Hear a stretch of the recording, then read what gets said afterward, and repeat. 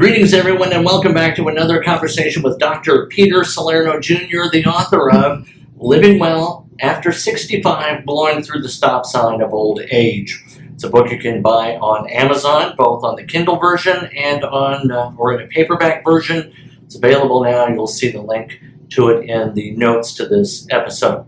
Today we're talking about a subject that confronts not only people who are confronting old age, but anyone who confronts challenges in life.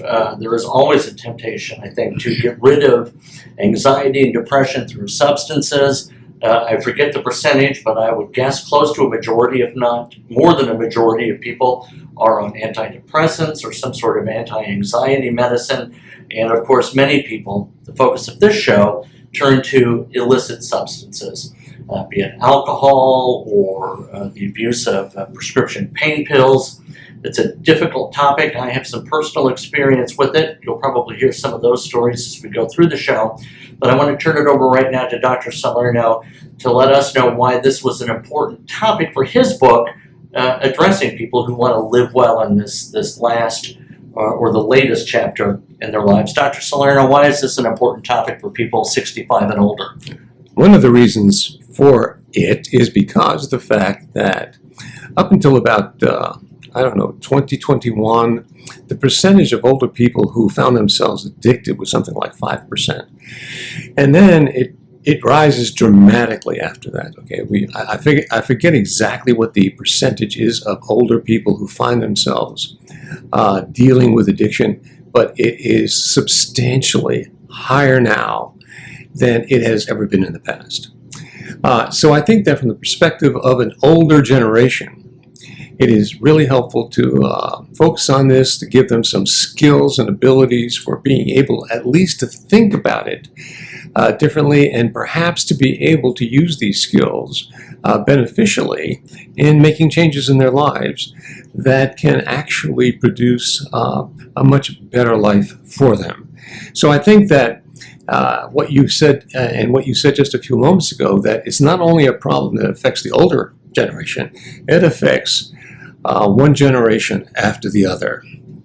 I think one of the real reasons why it's so difficult to deal with this is because for as many problems as you have in addictions, you have as many different people dealing with them. In other words, it's not one shoe fits all. You have to realize that people use or abuse substances on the basis of very different problems that they have from anybody else. It's very highly individualized. So we can look at some patterns while at the same time doing our best to help an individual, a person, deal with this more effectively. Okay? So those are some of the thoughts that come to my mind immediately about this whole world of addictions. And then the question becomes, Joe, one of how do you define it? Is an addiction a dependency? Is an addiction a habit? Is an addiction enslavement? Is it a passion? Is love an addiction? I mean, how many people could you point to from the point of view of the beautiful concept of love and say, I don't know, they seem really obsessed with this emotion or feeling, all right? So even defining what an addiction is not always the easiest kind of thing, all right? And while I'm speaking to this issue, several thoughts are popping into my mind, such as gambling, all right?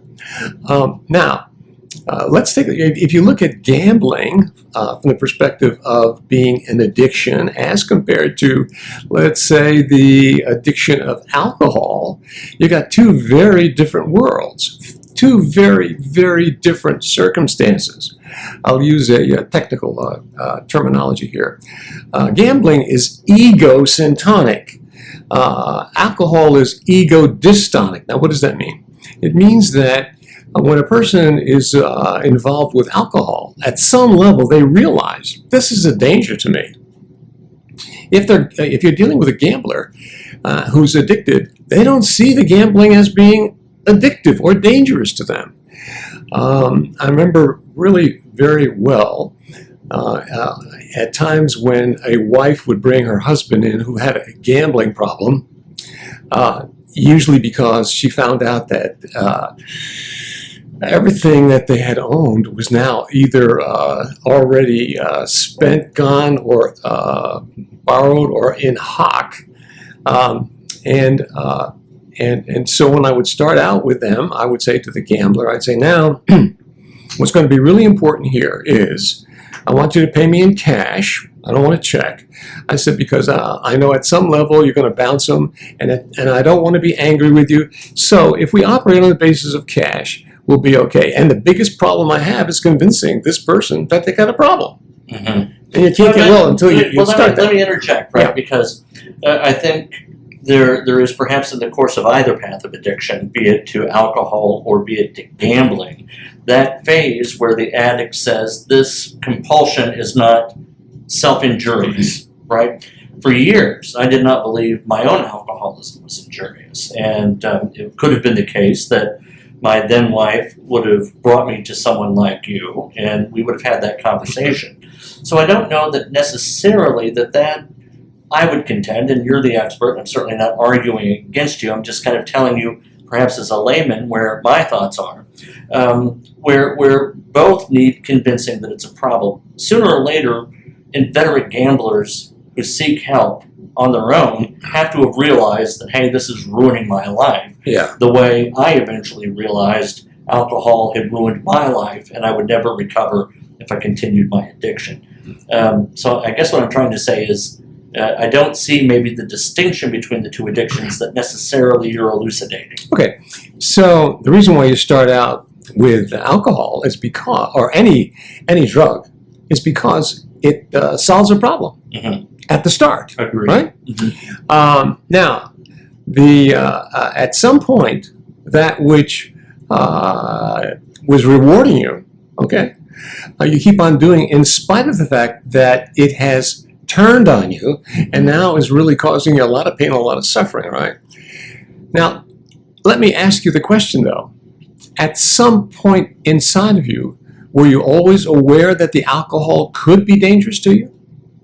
Well, I mean, yeah, if you're asking me personally, yeah. I knew from family experience that this was a stick of dynamite. I should never get near a match. Okay. And for years, until I was, golly, in my mid to late 30s, I had managed to stay away from it. Mm-hmm. And then, we don't want to make this about my own experience, but I encountered pain pills, and then when the pain pills ran out, I needed that fix of something to replace what the pain pills did for me. And then I said, hey, I'll move to alcohol. Not among my more intelligent choices, Dr. Salerno. No. But that's the way it came to be. And you're making my point because from the very beginning, you knew it could be a danger to you. Oh, absolutely. That's not true for a gambler. Mm-hmm. From the very beginning, a gambler is saying, nah, not a problem. Mm-hmm. And so I think that in dealing with somebody who's got, let's say, an alcoholic addiction, I'm being very, very simplistic when I say at some level it's easier to deal with that than with a gambling addiction because the person who's dealing with an alcoholic problem starts off with the realization, I have to admit that I've got a problem. When I do that, the problem is here. It's become a problem. Yeah. Now I have to admit it. And when I do that, that's a huge step on the way to gaining health, all right? Mm-hmm. Now there's something I need to do about it. Right. And there are, what are the kinds of things that I can do about it? So I think that, now, again, I don't want to be esoteric or just up in the clouds when we're dealing with just the philosophies or the differences in this addiction or that addiction. The reality is we've just got a lot of people in our society, both younger and older, who are dealing with substance abuse based upon the fact that we're dealing with a society that changes at the speed of light. We're dealing with a society that where there's been a moral inversion on the issue of truth and falsehoods. People really are trying to figure out AI, okay, are trying to figure out, okay, how do I deal with all this? Right. Well, let me posit something to you, and that is this: addiction is an addiction or a problem of opportunity that our willingness or let me just say our our openness to becoming addicted to something reflects an absence of something else. It rushes in. It finds a psychological vacuum, and in the least healthful of ways possible, fills it. I'll just relate a little bit of, I think what maybe the common AA experience is we don't have maybe meaning in our lives. We don't have anything to stay sober for, or to become sober for, at a truly existential level. A gambler may be attracted to the mission of winning. And of course, there's the whole dopaminergic factor, the physiological components of addiction, which make it so hard to quit. But as we go into addiction, I submit that we're vulnerable to it because we don't have something to keep it out. Mm-hmm. Mm-hmm. Okay, so let's take a look at the cause. Basic issue here. The basic issue, I think, is we want to love and be loved. And that's the vacuum, all right? And so a person attempts to fill that vacuum with all manner of stuff, including alcohol, booze, drugs, whatever the case might be. Now, we know it's a dead end. We know that it doesn't make any difference how much of themselves they pour into that vacuum, all right? If they're doing it in order to somehow compensate for something that isn't there to begin with, they're going to wind up at a dead end, okay? And now, often they have to go through an awful lot and experience a great deal in getting to that dead end before they realize or want to or decide that I've got to do something different, okay? Now, there are persons, okay, no matter what you do, say, or how you attempt to support them, they're going to die on your doorstep, and they're going to die on your doorstep filled with alcohol or drugs or whatever the case might be, and look up at you and say, "See, no matter what you did, it didn't help," which is an unbelievable tragedy. Okay, sure. We understand that there are those circumstances. Hopefully, those are few and far between. Although, if you look at Alcoholics Anonymous, which is probably the best organization for dealing with addictions. I don't care that there's probably, in fact, all of your hospital systems and all of your facilities that deal with addictions use their model. They all do, because it works. Okay. When we talk about AA, the good news is that based upon the kind of work they do, many good souls are, what word do you want to use? Redeemed, healed,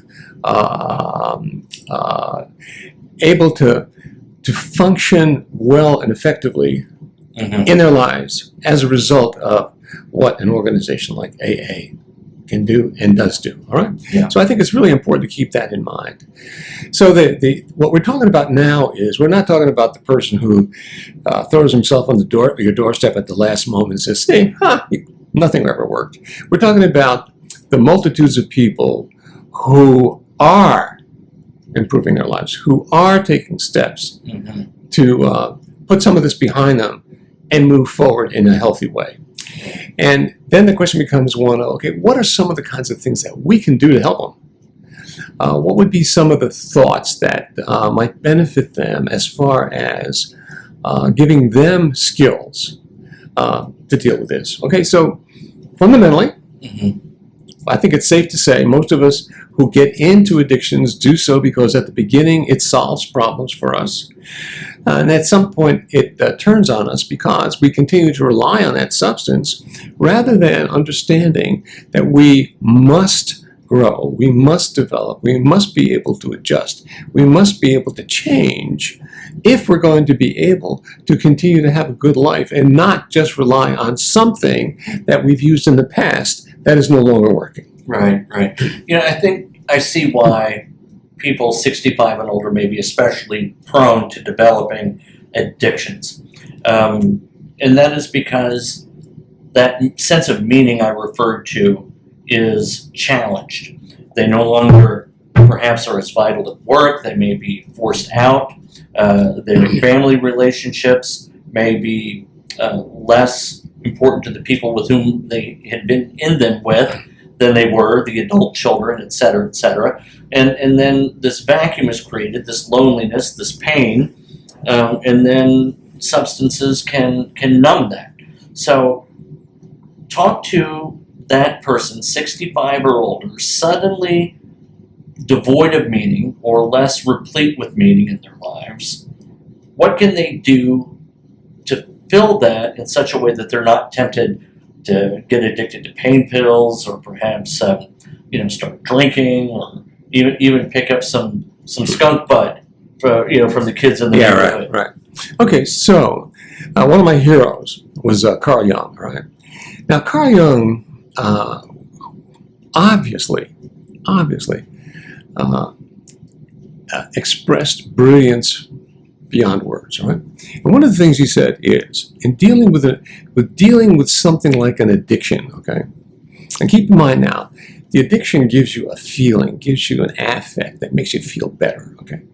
So what Carl Jung said is that in order to be able to deal effectively with that addiction, you need a genuine, authentic, religious experience.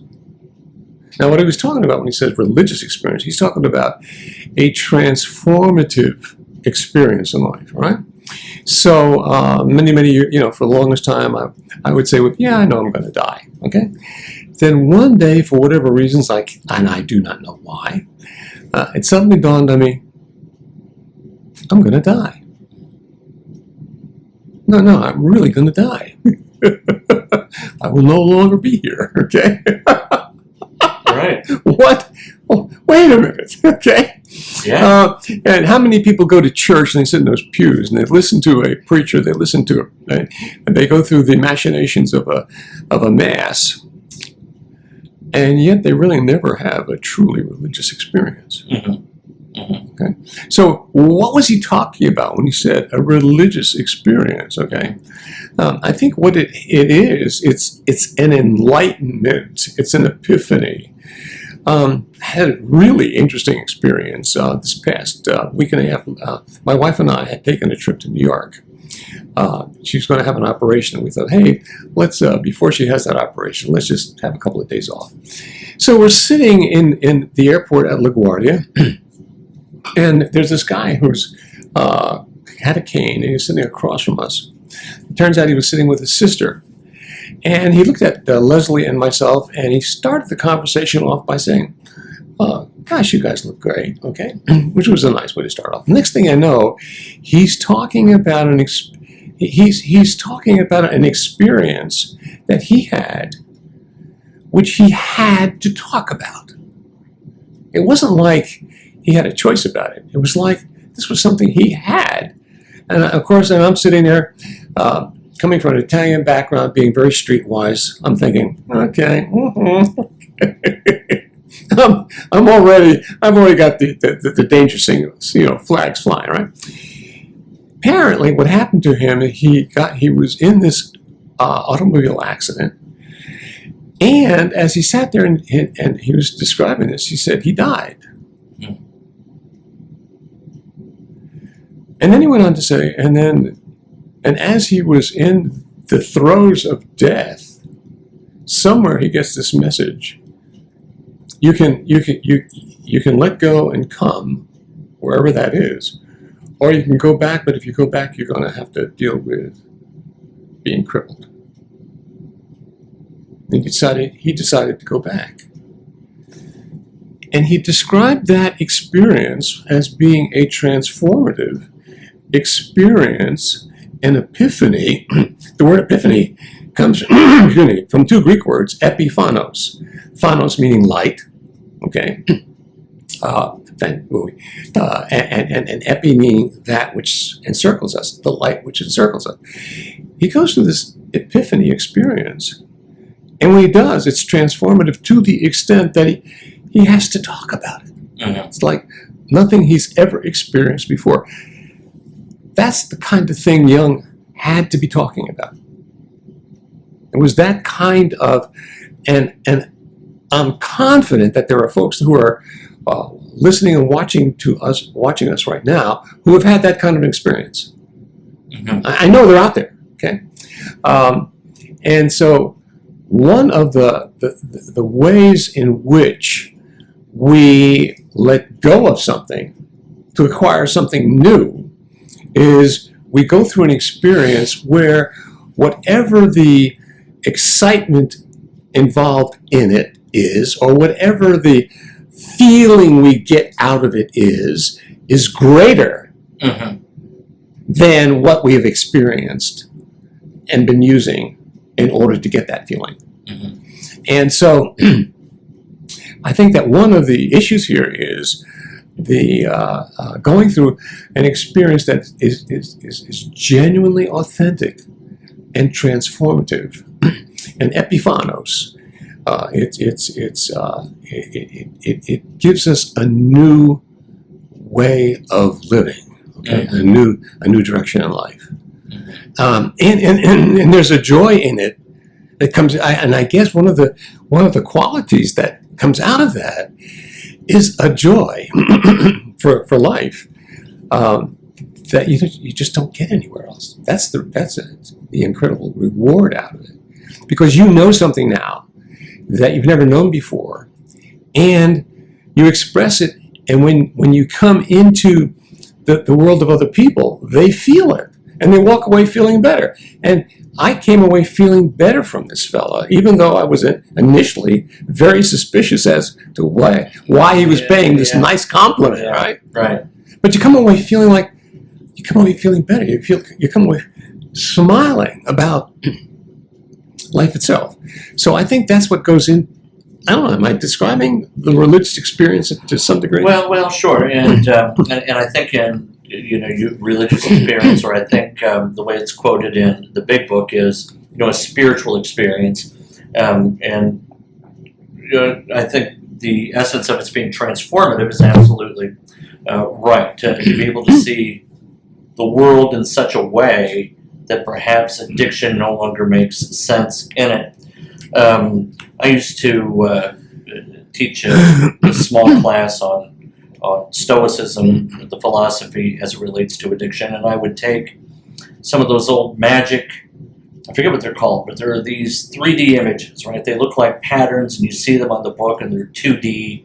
But if you look at them in such a way, and you let your eyes change their focus, a very vivid 3D image emerges from it.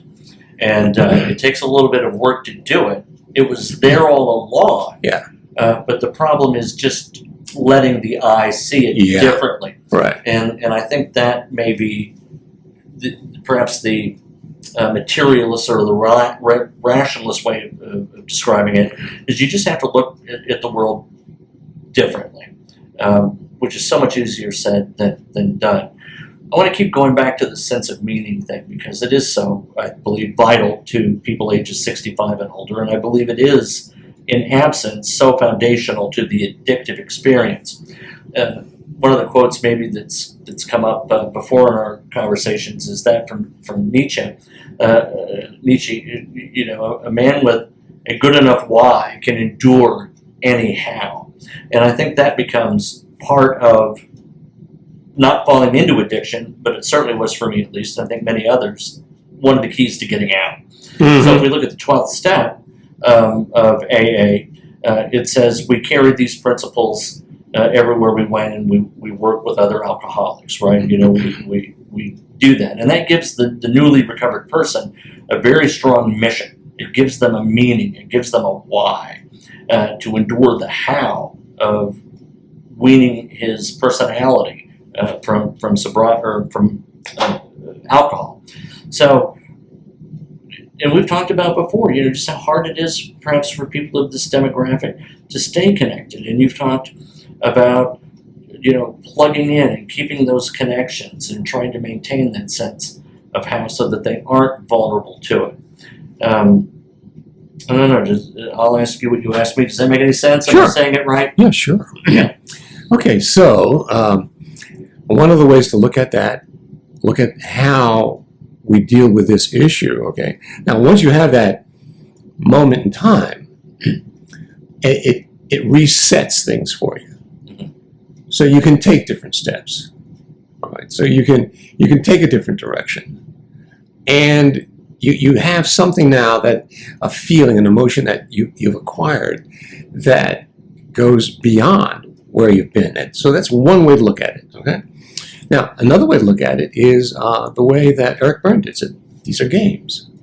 That there's an alcoholic game, and you can actually trace the game step by step by step by step by step. And in doing so, you can change the outcome. You can get a different outcome, all right? And what he's talking about is, he's really saying these games are counterfeit, and they're an attempt, okay, to avoid true intimacy in life. They're substitutes for genuine, authentic intimacy, all right? So rather than really being able to talk to my wife, or talk to my husband, or talk to my spouse, and share with them my vulnerabilities, share with them my brokens and my dirties, okay, and my imperfections. I hide all of that. I do my best to wall myself off from all of that. But I need something that will keep this relationship going. So let's use this process. So we fall into this process. And the way Berne described it was, you started off with a con, okay? And the con is always a double discount. One way I'm going to put you down, I'm going to put me down, okay? But there's always two put downs to start the game, all right? And it could be, if I've got an alcoholic problem, the put down would be I go out and get drunk, okay? That'll do it, all right? I put myself down, and also I upset you because I do that. And then the con leads to a series of, a gimmick. Now, after I do that, Joe, after I go out and get drunk, if you're my spouse, you can say, you know what, I'm not going to play this game. You got drunk, go deal with it yourself. But if I got a soft spot, a weak spot, I need to take care of you. I need to nurture you. I need to make you feel better, okay? So I'm going to help you get into bed. I'm going to clean you up. And how many spouses have done this? How many spouses have gone through the process of their loved one comes back drunk, and they take care of them, and they're just loving them. And then we go through these series of transactions where you're in, out, I take care of you, okay? And then finally we get to a switch. I'm tired of taking care of you. So now at some point I say, you know, what's the matter with, how come you're not going to get out of bed?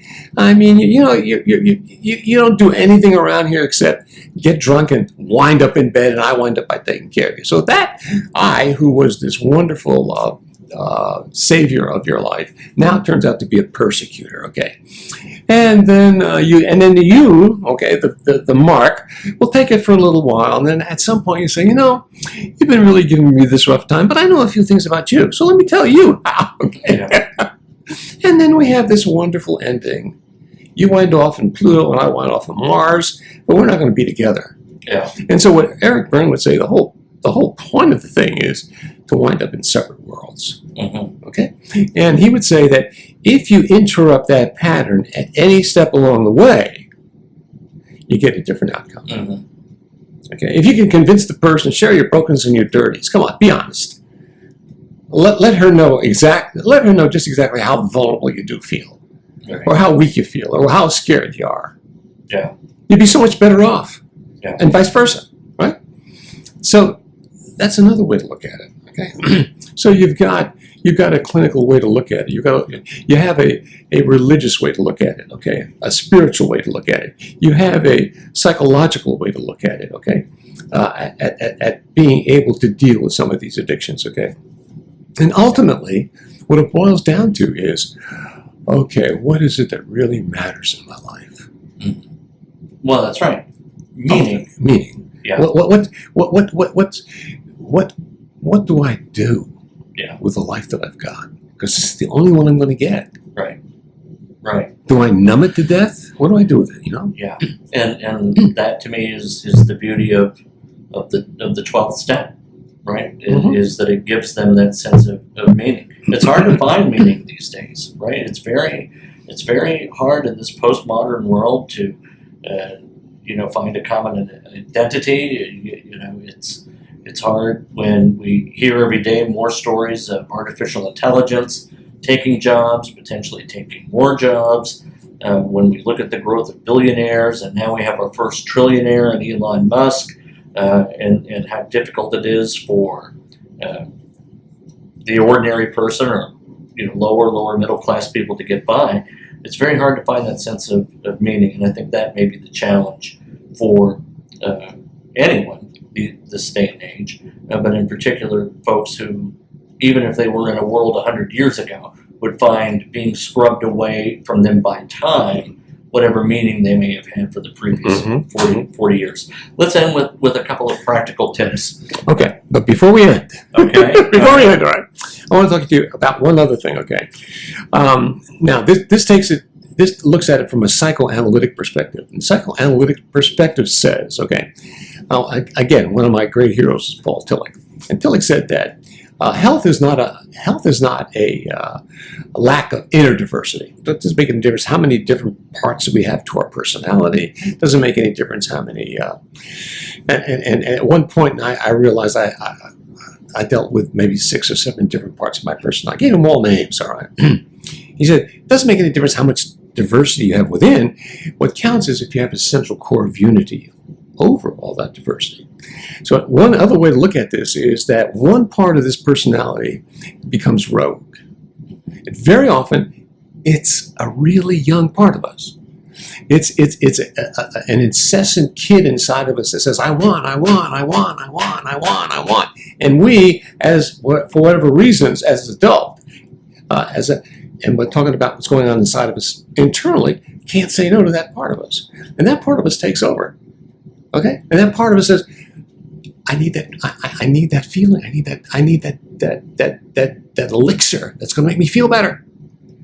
Okay? Because I've been in pain for a long time, and I don't know that I can trust anybody. I don't know that I can trust anything in this world, but I know that'll make me feel better. Okay? And that now we don't have the only way you're going to have an inner child inside of you is if you're pregnant. So I want to be really clear about this. Okay? We're not talking about, but we're talking about a part of us. Okay? That gets out of whack. And so one of the issues here is to regain a sense of stability through the development of a central core of unity over all different parts of our personality. And one of the ways to do that, and this is going to be really important for people who are dealing with addictions, is impulse. You've got to control your impulses.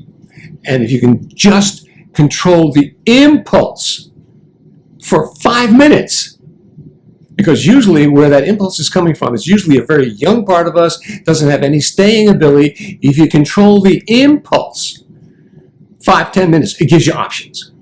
Yeah, that's when you can make choices that are different. Yeah. Okay, I want to end on that. Right? No, that's terrific stuff, and I relate to it very much from my own experience. Right, not having this central core, a definition of a personal code. And when I went through recovery, one of the things I did was to delineate what my values were, and I did almost what businesses do. What is my mission in life? What are my values? And then I began to use that almost as a Christmas tree on which all the other ornaments in my life could be hung from, and that was helpful. So. This is your show and your book, but one thing that might be worthy of recommendation to people who see themselves going down the addictive slope is to sit down and do something similar. Who am I at my core, and who is that person that decides whether this inner child gets this much license or not? Yeah. And you said something else too, I'll affirm. My wife and I share a 9-year-old. And this kid, you take him somewhere, and like most 9-year-olds, he'll see something he wants. and it'll be the most important thing in the world to him, and he will make the lives around him uncomfortable. But if you can refocus him for 5 minutes, he'll forget about it. Exactly. If you give into it, then the next time you take him, to Great Escape comic book store, you're going to go through it again. But just a 5-minute diversion. Yeah. And if we can train ourselves to Do do that. that with our worst impulses, Exactly. then that's Gives you an that's option. potentially It helpful. gives you an option, and that's what you want. All you need is the option. Right. That's all you need. You break the obsession. Yeah. So, In an obsession it is. Any final thoughts on this wide-ranging, in-depth episode? I'm Dr. just so Salerno? grateful for being able to talk about it. Yeah. I'm just so grateful for being able to share the thoughts about it. Be interested to see if what kind of feedback we ever get from this. But I really am. I just think it's good stuff, Joe. Yeah. Thank you. Good stuff. And thank you all for watching. And I'll remind you, the title of the book is Living Well After 65, Blowing Through the Stop Sign of Old Age. Amazon, Kindle, you can order a paperback copy. And we will be back soon with another discussion. And I appreciate you joining us. Hit the like button. Hit the subscribe button. We'd appreciate it. Thanks. All right.